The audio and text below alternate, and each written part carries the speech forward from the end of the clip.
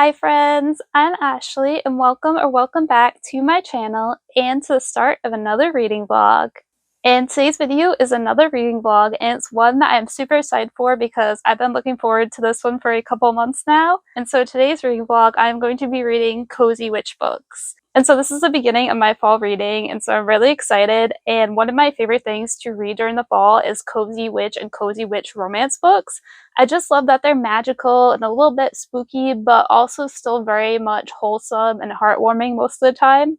And by the time this video comes out, I should also have a video up where I talk about different Cozy Witch books that came out this year or are coming out this year. So if you're like me and you love Cozy Witch books, I'll link that video down below. And also, I also have a Cozy Witch reading vlog from last year that I did. So if you want to check that out, I'll link that one down below as well. And so for today's video, I was going to set like a TBR, but I think I'm just going to mood read and choose each book as I go along because that's just like the type of mood I'm in right now. And that being said, the book I'm going to start with is The Devil Made Me Brew It by Sarah Piper. And I am going to actually start this on audiobook because I listened to the preview of it this morning. And it just sounds so funny and lighthearted and cozy and just exactly what I'm looking for at the moment. And the book is also available on Kindle, and it's on Kindle Unlimited. So I'm probably also going to download it physically too and switch back and forth between reading it physically and listening to it. And so the description of this one describes it as Lucifer meets practical magic, and this opposites attract witchy rom-com, brimming with sass, spice, and small-town charm. So in this book, our main character is a tea witch, and she's trying to save her tea shop, but she accidentally summons the devil. And the description of this one also gives a list of the tropes that are in it. So it's opposites attract, forced proximity, fish out of water, he falls first, small town with spice, and magic is real, but love is the real magic. And so I'm really excited to read this one.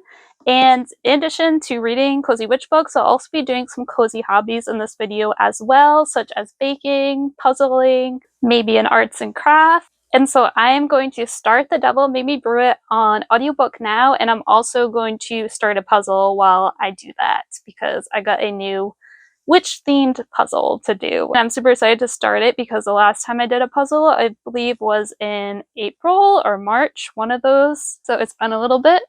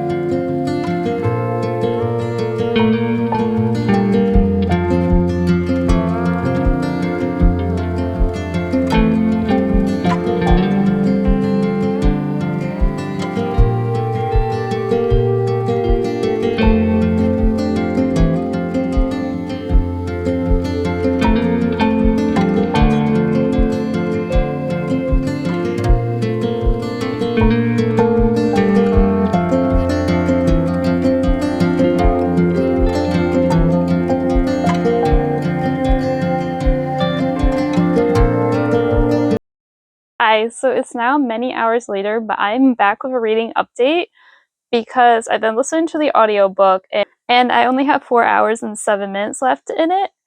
I think when I originally started it, it said it was about 9 hours long, so I've already listened to like 5 hours of this, and I listened to it on normal speed. And the whole time I've been listening to this, I've been puzzling, with only taking a short break for dinner. And my puzzle is a lot harder than I thought it was going to be, so my goal for today was to complete the border, and I literally just finished the border. Like, the border took me 5 hours, which is like crazy.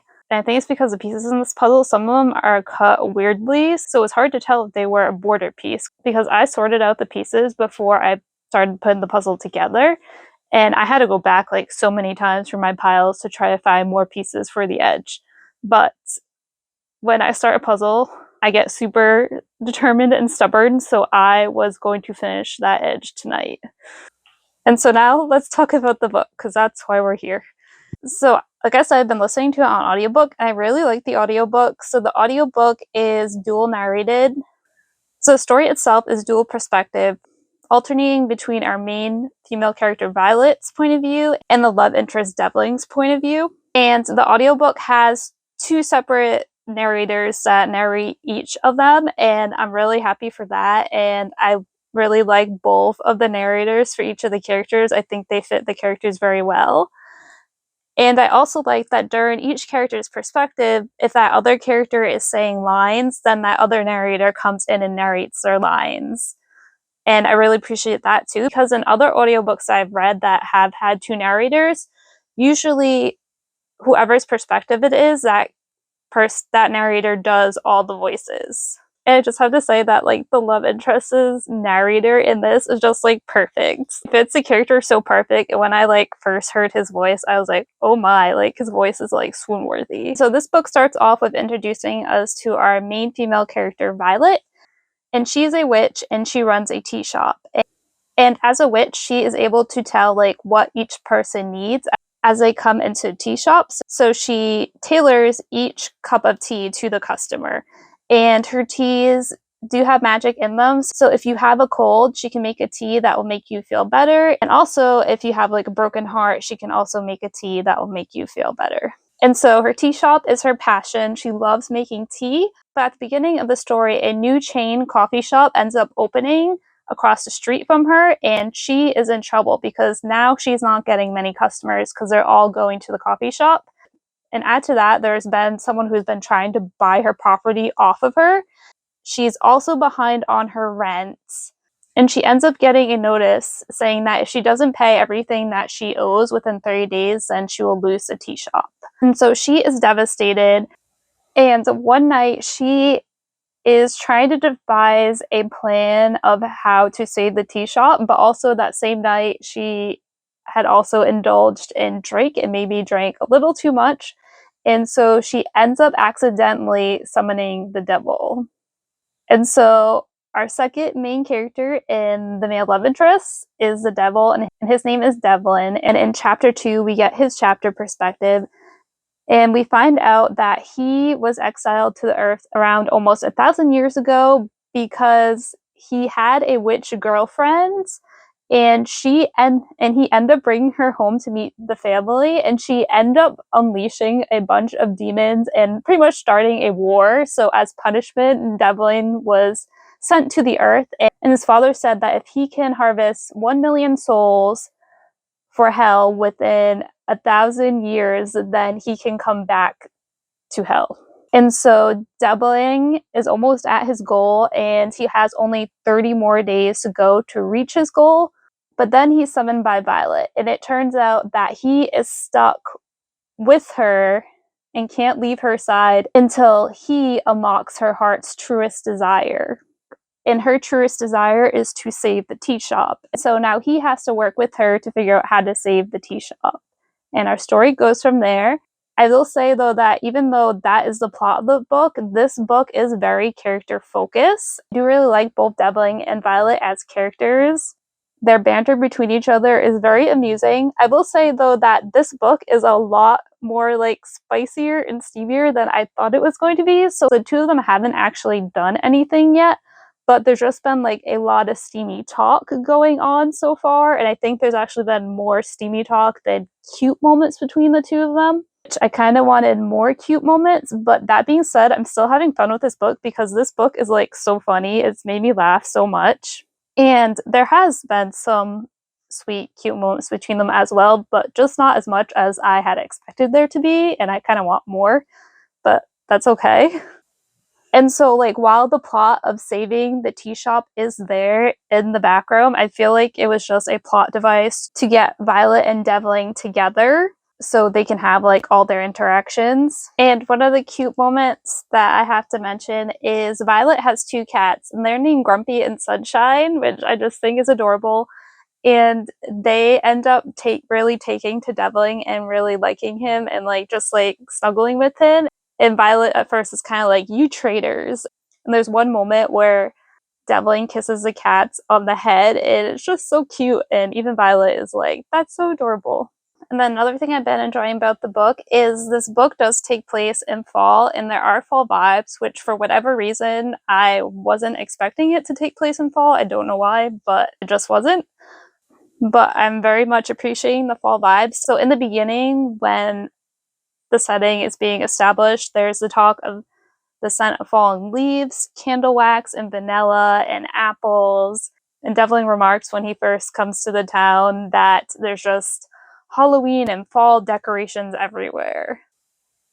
And so those are pretty much all my thoughts at the moment. And I think like my favorite thing so far about it is just like how funny it is and how it just like makes me laugh. And my only complaint really so far is that I do wish that there was more like cute and sweet moments between the two of them and maybe a little less steamy talk. But that being said, like in these like latest chapters, there has been some more cute and sweet moments. So like Devon's thoughts right now when he is thinking about Violet, he's had like some really sweet and cute thoughts about her. And so I was originally planning to download this on my Kindle as well and also physically read it. Since I only have like 4 hours left on the audiobook, I'm just going to continue listening to this on audio and doing my puzzle. Hi, so checking in because I have about 1 hour and 21 minutes in my audiobook, and I just started reorganizing my bookshelves, but I was listening to this while I was doing that, and I'm kind of mad now at this book because like the third act drama between our main couple has happened. And so our male love interest, Devlin, kind of went behind the main female character's back and did something, but it was kind of for her own good, and she wasn't going to do it anyways, and so her situation wasn't going to change because she wasn't going to do it because she doesn't have, like, she's still lacking confidence in herself. And so he did that thing, and yes, maybe he should have, like, discussed it with her beforehand, and maybe they could have did it together, but at the same time, like, it kind of had to be done, too.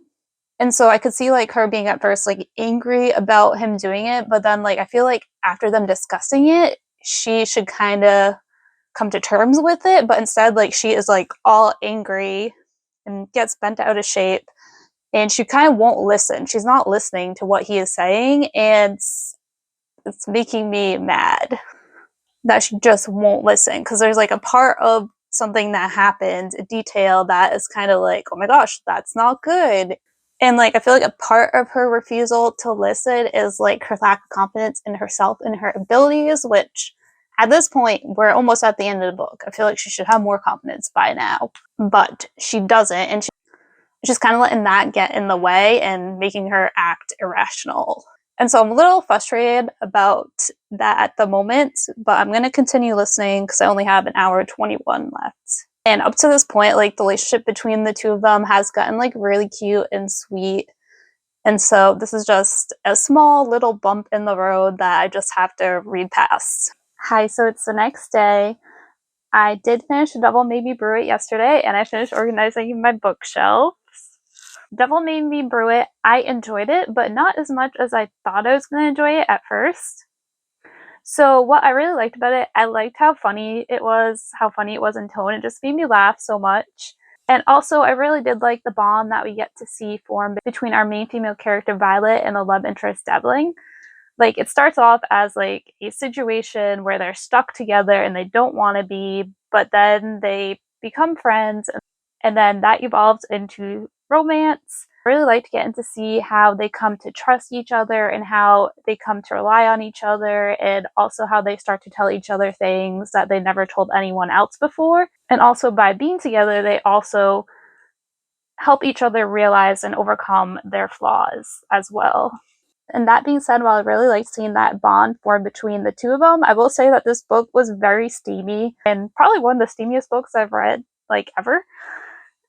And so yes, there are steamy scenes, but also before that, just like the dialogue and the tone of the book and the thoughts inside our two main characters' heads are just very much on the steamy side as well.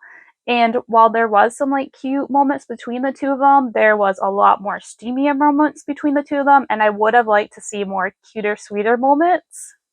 And also, while there's like the overarching plot of them trying to save the tea shop, a large part of the book is just their relationship and their interactions with each other and like steamy talk and steamy scenes. So while I really like character-driven books, I feel like in this case, I actually could have used a little bit more focus on the plot, because while the saving the tea shop plot is resolved by the end, I feel like it just like kind of happens, like everything happened towards the end, and our two main characters didn't really do that much to make it happen. Like they do a little bit, but I would have liked to see more of that. And also, I felt like the book felt a little long. Like the ending felt a little dragged out. Like I feel like the last hour of the book could have been like condensed down to 30 minutes. And then one other thing about the book that I really liked was the whimsical feeling that came from the magic system. So in the beginning, you learn that Violet's grandmother, who has passed away 15 years before the start of the story, had a magical tarot card deck. And when she died, that tarot card deck just vanished. But now, like, the cards just, like, randomly pop up in random places. And usually when they pop up, it's for a reason, and they're sending a message to Violet. So at the beginning of the book, the devil tarot card just keeps popping up, and she keeps, like, brushing off and being like, go away. But then you learn that it kept showing up because not too long after that, she ends up casting the spell that results in her and Devlin being stuck together. Also, while I really liked what we saw of the magic system, I just wanted more. I wanted to see more of Sarah's magic, more of other people's magic, and also just more of her tea magic in the shop. Because like the idea that she has a magical tea shop and she makes like these magical teas that can like help heal colds and make you feel better, it's just such a whimsical idea. And I would have liked to see more interaction between her and like other customers and her like brewing teas that fit the specific needs of each customer. So since I had a lot of things that I enjoyed about this book, but also some things that weren't quite my cup of tea, I am giving it a 3.5. And I recommend this if you like whimsical, witchy books that feel cozy, but also have a lot of steam to them. And I would not recommend reading this if you are not a big fan of steamy romance. And this is a standalone, so everything does get wrapped up in the end, and it's supposed to be the first book in a series of interconnected standalones. After finishing The Devil Made Me Brew It, I did start a new book yesterday, and after reading The Devil Made Me Brew It, I wanted something that was more cozy and wholesome and more on the sweet and cute side of romance than the steamy side. So I ended up picking up A Witch's Guide to Magical Innkeeping. And this is by Sangu Mandanna, who is the same author that wrote The Very Secret Society of Irregular Witches. And I read this one a couple years ago and loved it. And this was like a very warm-hearted, cozy fantasy with a sweet romance included. And so I picked up this one because I assumed it would have similar vibes, and so far it has not disappointed. So I'm currently on chapter 10, page 105, and I have physically read this a little bit, and I've also listened to the audiobook a little bit. And so far this has had the cozy, warm-hearted vibes that I've been craving, so I'm really happy about that. And so let me tell you a little bit about what this is about, and then I'll get into more of my first thoughts so far. So this starts off in chapter 1, introducing us to our main character, Sarah, who is 15 years old at the time. In this scene, she has just found her great aunt Jasmine dead in the garden, and she is devastated because her great aunt Jasmine is like her only family. She does have a mother and a father, but they're like never around, and her great aunt Jasmine is the one that's always taken care of her and paid attention to her and given her the loving care that she needs. And so she is devastated. And a talking red fox named Clemmy, who happens to be a witch who one of her spells went wrong, and so now she's just been trapped as a fox, tells Sarah that she knows of a resurrection spell that can bring her great aunt Jasmine back to life. And so resurrection spells are a no-no. They are forbidden.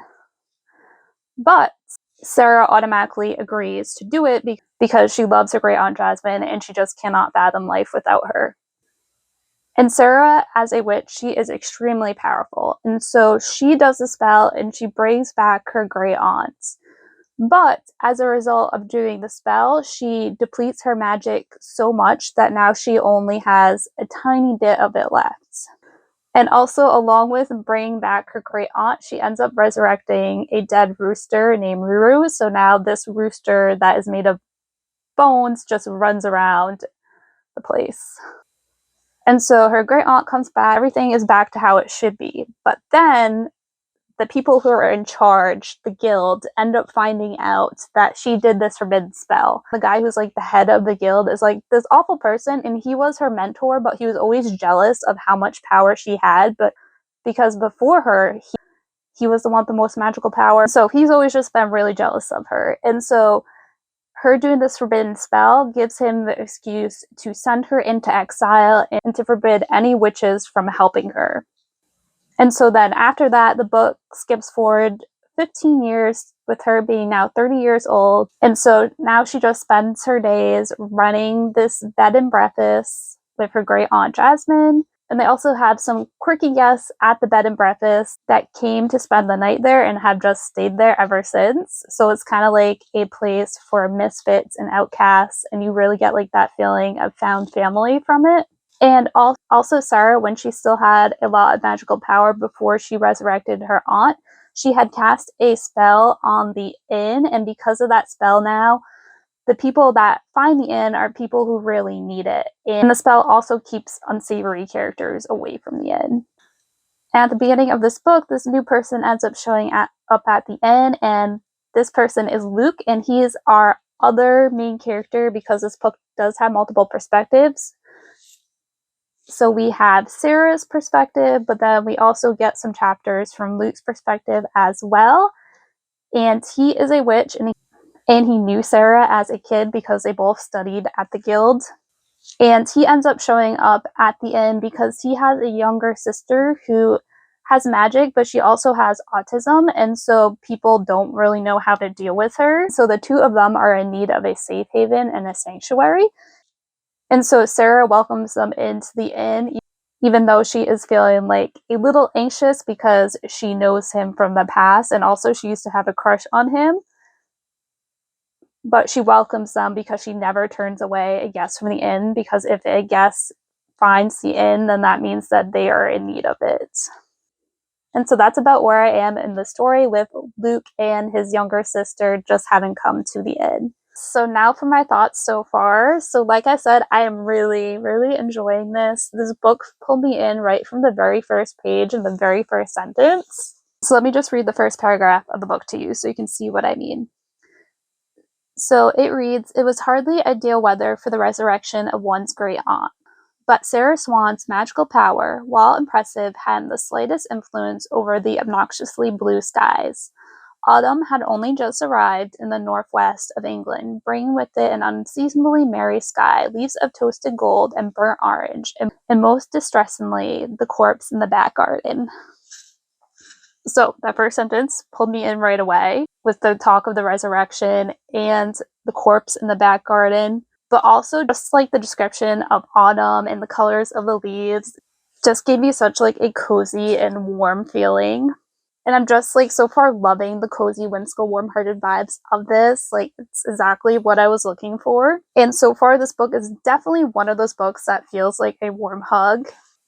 And I want to read a line on page 78 that perfectly shows like this warm-hearted, hopeful feeling that this book has. It reads, "Meanwhile, across the country, a certain innkeeper was about to discover that when you hold tight to the little magic you find, when years go by and the world loses much of its color and still you refuse to forget the magic, magic will go out of its way to show you that it remembers you too." And I love that so much. And then another thing that has been contributing to the warm-hearted atmosphere of this book is the magic system. So I mentioned that Sarah had cast a spell in the inn, so now that the only people that come to the inn are the people that really need it, and that in and of itself has all the cozy vibes.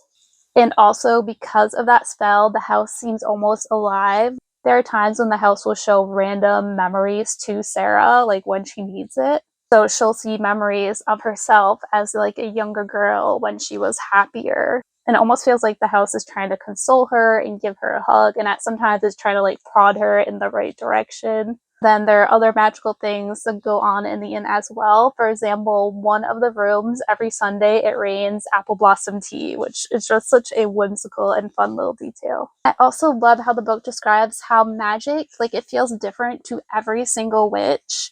So for example, for Sarah, the book describes it on page 9 as a wild, joyous, updraft that sent her soaring into a night sky lit by thousands of tiny twinkling stars, each shining as brightly as suns. And then for Clemmy, the witch who is cursed as a fox now, it had then teeth and claws. And then another character, it's like lightning. And so I just love how it feels different to each of them, and just the way the book describes how it feels to each of them is just so whimsical. And that's another thing I'm really enjoying about this book is the writing style. And the writing style is definitely contributing to the whimsical and warm-hearted nature of this as well. Another example of the writing style is when, after Sarah has performed the resurrection spell and realizes that her magic has been depleted, Sarah says to Clemmy on page 13, "Clemmy, the stars are almost all gone." And then Clemmy says, "What do you mean the stars are almost all gone?" And Sarah says, "The ones inside me, the ones I used to see every time I closed my eyes. There used to be whole galaxies there, but I only see a few constellations now." And so I just really like how that's written, because Arthur could easily just had Sarah be like, "Hey, I think there's something wrong with my magic." Like, she didn't have to write it that way, but she did. And it just feels so whimsical and just goes with the tone of this book so well. And then another thing I want to mention, while this book is very cozy and warm-hearted and whimsical, the topic of discrimination and prejudice has also been brought up, because in this world, you have the guild, which oversee the magical world and community, and they are not very nice people, and they discriminate because they look down upon witches that are foreign and from different nationalities, and they kind of only really care about people who have a lot of magical power. And so if you end up being a witch and you didn't know about it, they'll like send you a letter and be like, "Hey, you're a witch, like you have to keep this a secret from non-magical people, and you could come to the guild and study magic, or we could just send you books from our library and you can just study in the comfort of your own home." So they kind of discourage people that they don't want at the guild by romanticizing them studying and learning about being a witch from the comfort of their own home. And Sarah talks about like how they welcomed her into the guild because she had so much magical power, and that's why they wanted her there. Those are all my thoughts so far. I am really enjoying it so far. It definitely has the cozy, warm-hearted, whimsical vibes that I've been looking for. And I'm excited to see more of Sarah's interactions with Luke and to see their relationship develop, and just to see more of this world.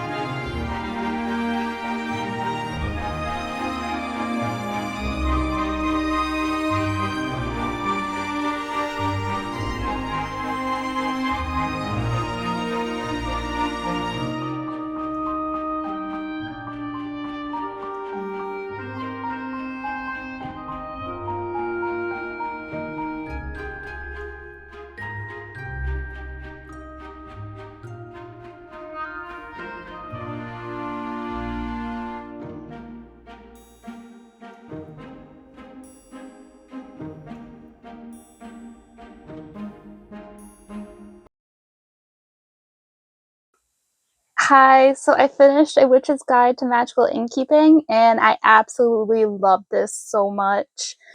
So when you open this up, the first page of this book has a praise page. And one of the people who blurbed the book was Jasmine Guillory, and she says, "This book is pure magic, warm, cozy, and gentle, fiery, passionate, and angry, joyful, insightful, and hilarious. It's full of love and heart and emotion, and I adored every moment of it." And her thoughts and feelings are 100% exactly how I thought about this book. So this book had everything that I've been craving and wanting in a book lately. I love the cozy vibes. The cozy vibes in this were immaculate. The whimsical setting of a magical inn that only lets people who need to find it definitely contributed to the cozy vibes of this book. And in addition to the setting, the other thing about this book that I really loved that also added to the cozy atmosphere was the feeling of found family in here and the characters. Specifically, the feeling of found family came from the characters who live at the Magical Inn. And just throughout the book, it was just truly heartwarming to see how much they care about each other and just seeing them notice stuff about each other that the other person hasn't realized yet and helping them realize those things and in turn helping them grow as a person. I really loved all the characters that lived at the inn. I just felt they were so well developed and relatable. So we have our main character, Sarah, who is strong-willed, but also fiercely loyal to those that she loves. She is the heart of the inn. She's the one who cast a spell that made the inn become a sanctuary for those who had no other place to go. And she's accepting of everyone, no matter their race or nationality, or if they're different from everyone else, or if they have magic or not magic. She accepts everyone wholeheartedly. And she and the inn are very much a foil to what I would call the villain in this book, which is the Magical Guild, and specifically a warlock named Albert, who is extremely powerful. And since Sarah lost her magic, he has no one who is equal to his power levels, and he treats people horribly.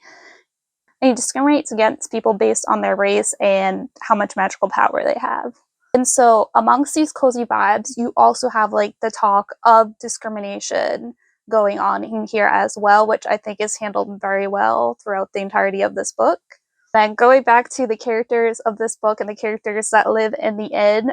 So one of my favorite characters in here is Nicholas. And at first, when he's first introduced, it just seems like he's going to be a quirky character and maybe the comic relief of the story, because he is introduced as a 23-year-old young man who has a job as a knight at a medieval fair, but he seems to take his job too seriously, because even when he is not at his job, he wears his suit of armor around and he acts like a knight and he calls Sarah lady and everything.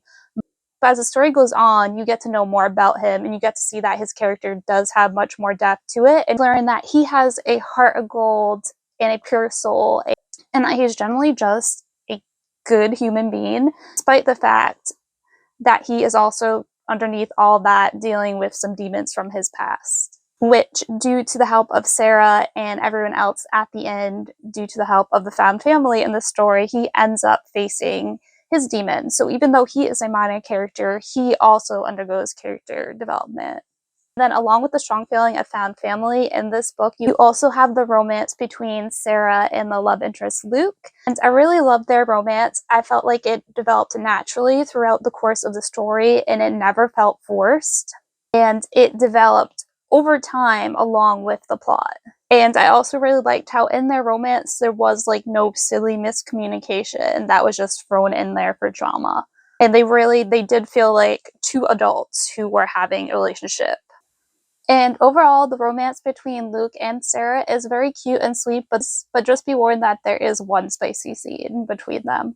And in addition to their romance, there's also another really cute and sweet romance between two other minor characters in the book as well. I won't say who they are so as not to spoil it, but their romance was also super cute and sweet. And I felt like all these elements were really well balanced with the plot. So the overall arching plot of this book is Sarah trying to get her magic back, and she ends up finding a spell to do so, but the thing is, the spell is in a language that hardly anyone knows, and then Luke comes to the inn, and he is able to translate the spell. But once he translates it, the ingredients for the spell are so outlandish that it almost seems impossible. But it is through Sarah's relationship with the others in the house, through the help of her found family, that she ultimately ends up being able to complete this spell. And so the plot is able to move along because of the characters in this book, because of the feelings of found family and the relationship between all of them. And so everything is intertwined with the plot. And so everything in this book and how it all fit together just felt so well thought out. For example, there's a detail mentioned earlier on in this book, and I read it and I was like, oh, okay. But I didn't think much of it at the time. But then towards the end of the book, that little detail comes back into play and actually plays a big part in the climax of this book.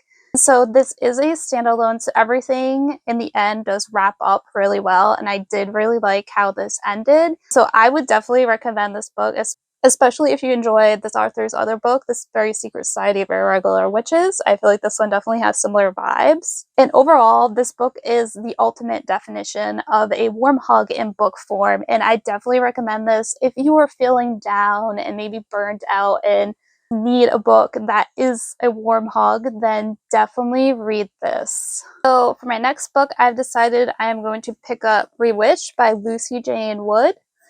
So this I bought last year and had plans of reading last year, but I just never got to it. So finally gonna read it now. And I am, though, a little nervous about this because I've seen other people read this, and at first when they pick it up, they're super excited for it, but then they end up being disappointed. So I'm hoping that doesn't happen to me.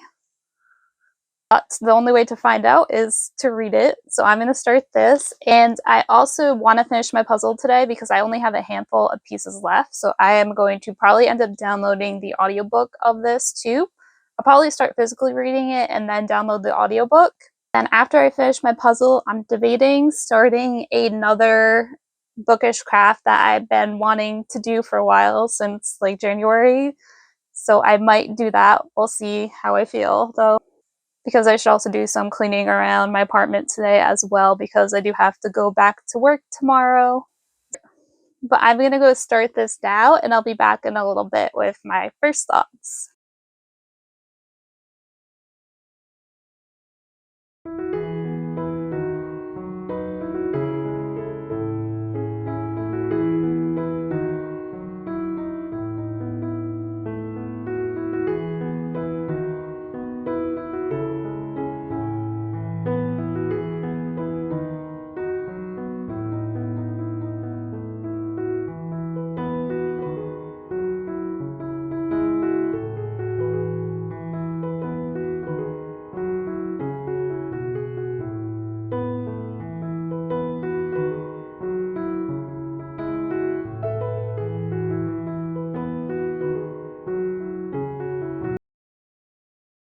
Okay, so I'm only on page 1, but I really like how it started with the first paragraph. It talks about how a witch will always sense that she is in the presence of another born of magical persuasion. It says, first a witch will feel it on her skin. The tingle kicks in, like sherbet and static, dragging up the goose flesh of her arms to a shiver. She'll taste a shift in the air as it becomes sharper, sweeter, almost coppery.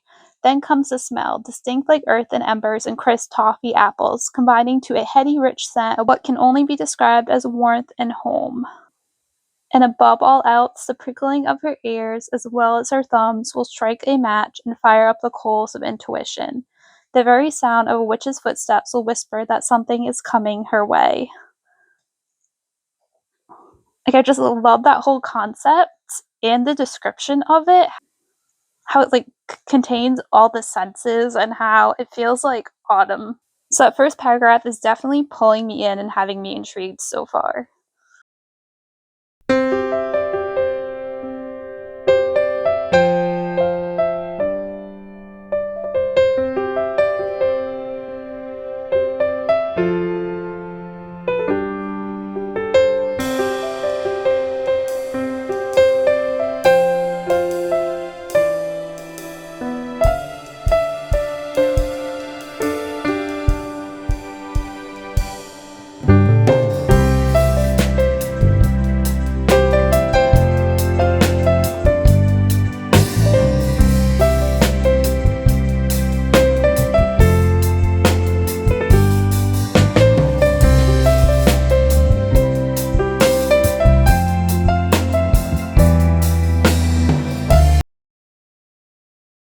reading update on Rewitched. I have made it to chapter 19, page 213.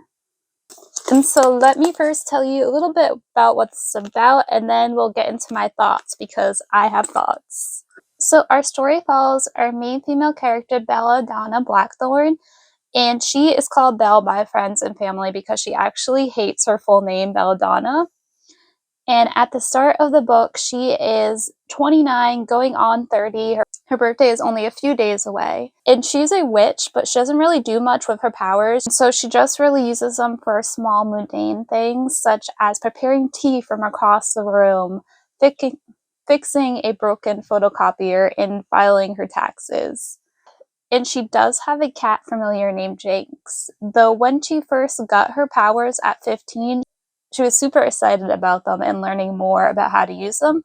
But at the same time, she was also nervous and had a little bit of anxiety because she's very much the type of person who is quiet and doesn't want to stand out. And so she'd only use her powers to do small things, such as change her hairstyle or hair color, or vanish a pimple, or make color changing frosting for friends' birthday cakes. Then she also went through a period of time in her life where she actually resented her magic because it made her different.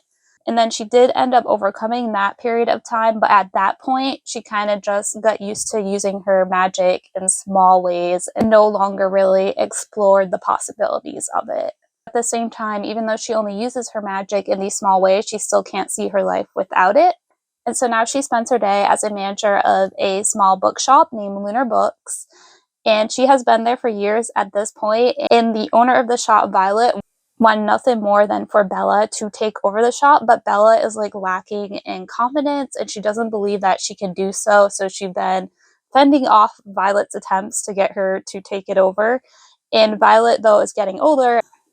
And so she ends up handing over the store to her son, Christopher. And Christopher, he is a business person. He's good with money and finances, but he is not a book person. And he does not understand bookshops and what book people like. And so him and Belle are constantly banging heads. He keeps making all these changes that are just draining the magic from the bookshop and are hurting Belle's heart so much. For example, he ends up getting rid of their small baked goods and coffee cart, saying that it was turning the place into a mother's meeting. No, that's a crime. Coffees and books and pastries go together so well. Then on top of that, Belle and one of her other coworkers end up decorating the front display window for fall, and he sees it and he's like, "What is that? Get rid of that. Put the finance books on display in the front window."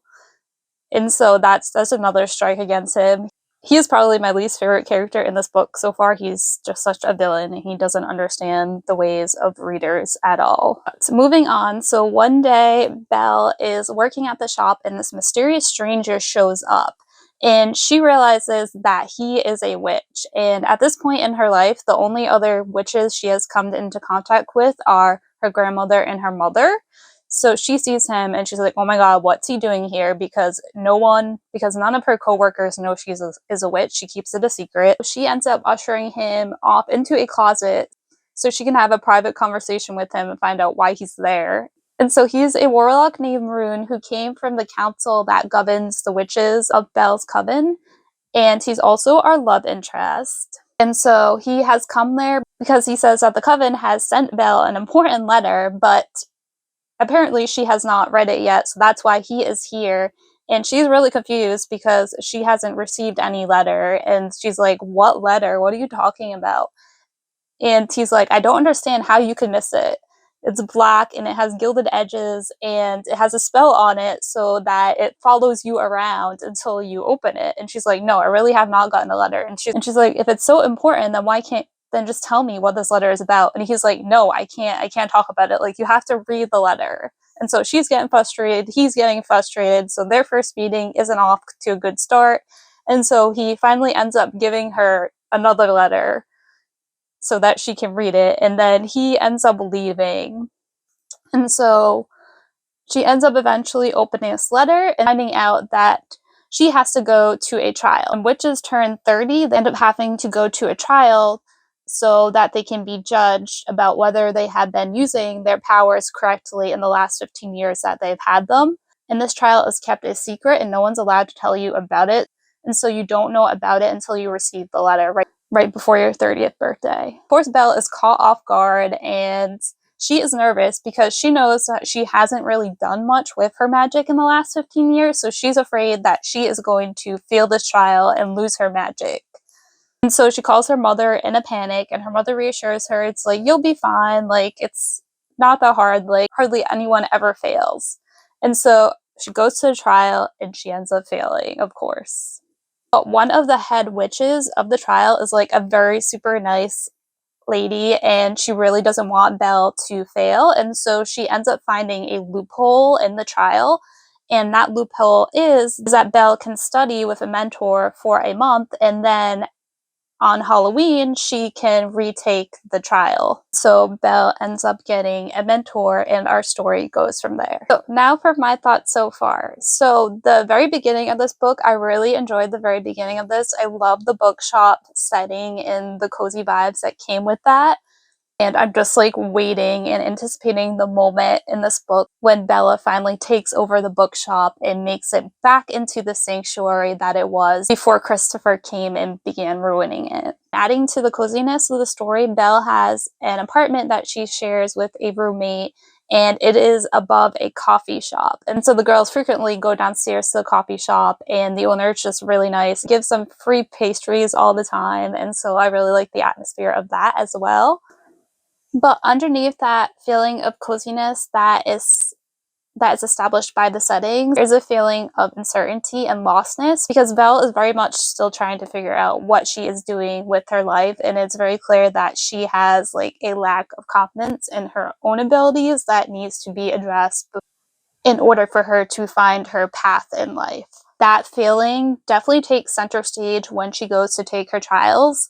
So the trials in this book, I really did not like the feeling that they gave me, and they actually made me mad.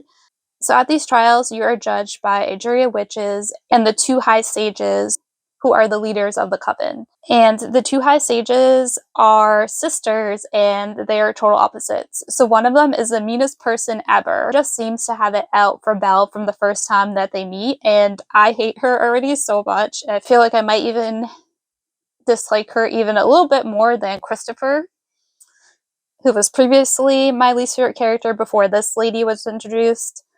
But she has a sister who is her exact opposite and who is like the kindest, sweetest person ever. Just wants nothing more than for Belle to pass this trial. She is one of my favorite characters so far because she is kind and caring, but also really fun and a little quirky as well. In these trials, the witch jury gets to see different scenes from your life when you're using magic. You get judged on these scenes about whether you get to keep your magic or not.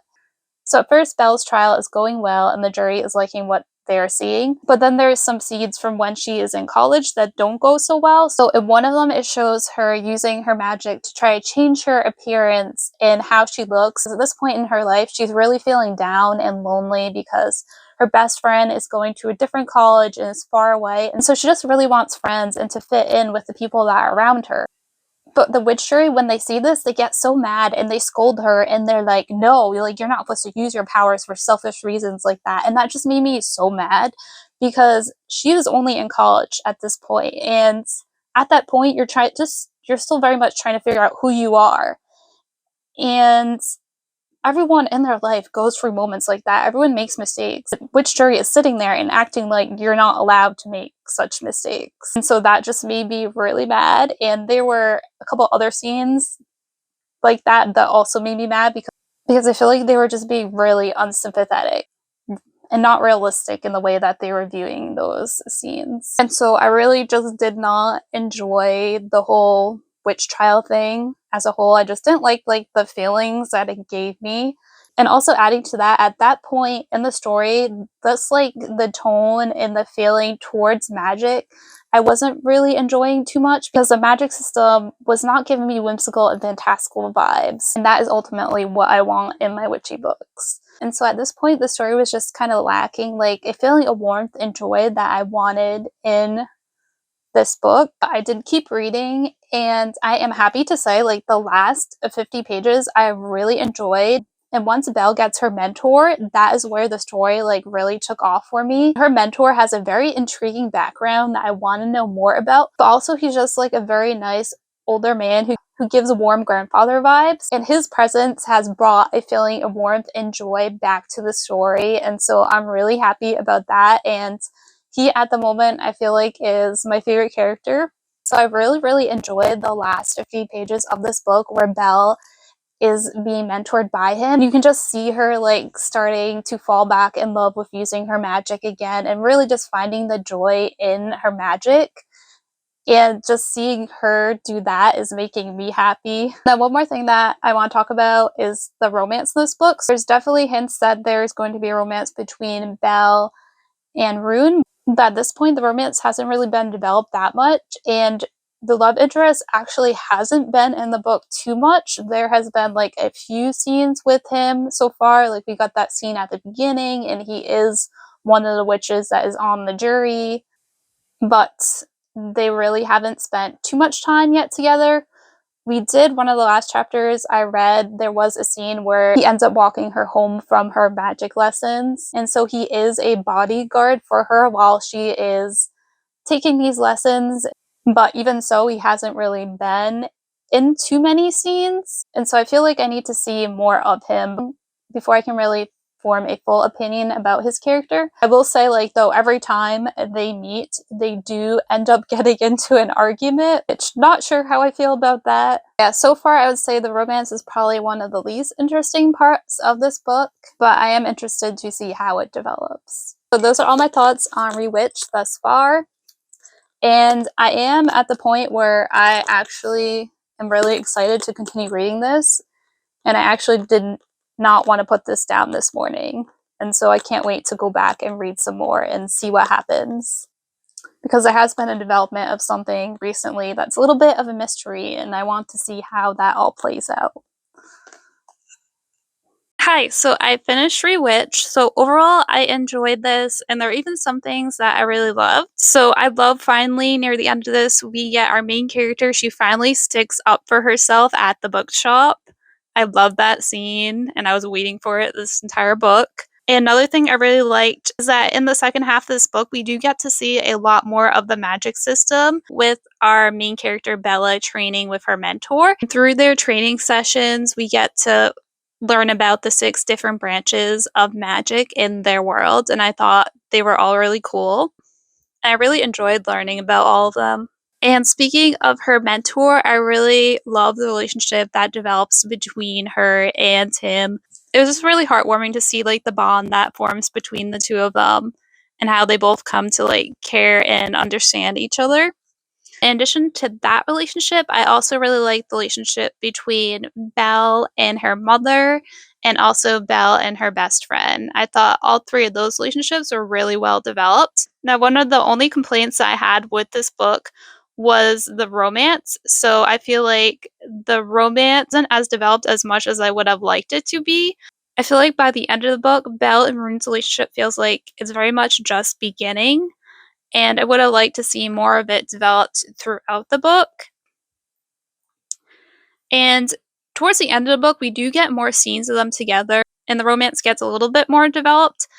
But my problem with a lot of the scenes in this book between the two of them is it seems like every single scene, almost like 75% of the scenes that they are in together, they end up arguing. And I feel like they just argued a little bit too much, and I would have liked to see more cute and sweet moments between the two of them. And then, other than that, the only other complaint I have about this book is sometimes Belle, as a character, did get on my nerves a little bit. So, her big thing in this is that she lacks confidence in herself. And it's because of that lack of confidence that she is pretty much unhappy in her life. In the beginning, you see that in unhappiness in her job, and she could take a chance and do something that would make her life potentially better, but she's too afraid that she would end up messing everything up instead, and so she doesn't.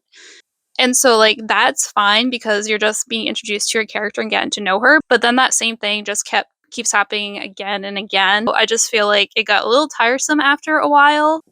because it just felt like it was brought up again and again, and I could have done with it a little bit less. But other than those two things, I did overall enjoy this, and so I'm going to give this a 3.5.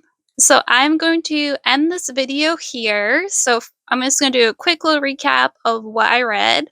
So the first thing I read was The Devil Made Me Brew It, which that one I also gave a 3.5. And for that one, I feel like it had the opposite problem of this one. So for that one, the romance was very well developed. I also loved the sense of found family in that one. And then the second book I read was A Witch's Guide to Magical Innkeeping, and this one was absolutely my favorite of the three. I love this one so much. 100% recommend it. And then the last one is the one I just talked about, Rewitched. Those are the 3 books I read in this video. Let me know down below if you read any of them, what you thought of them. Thank you so much for watching. Until next time, bye!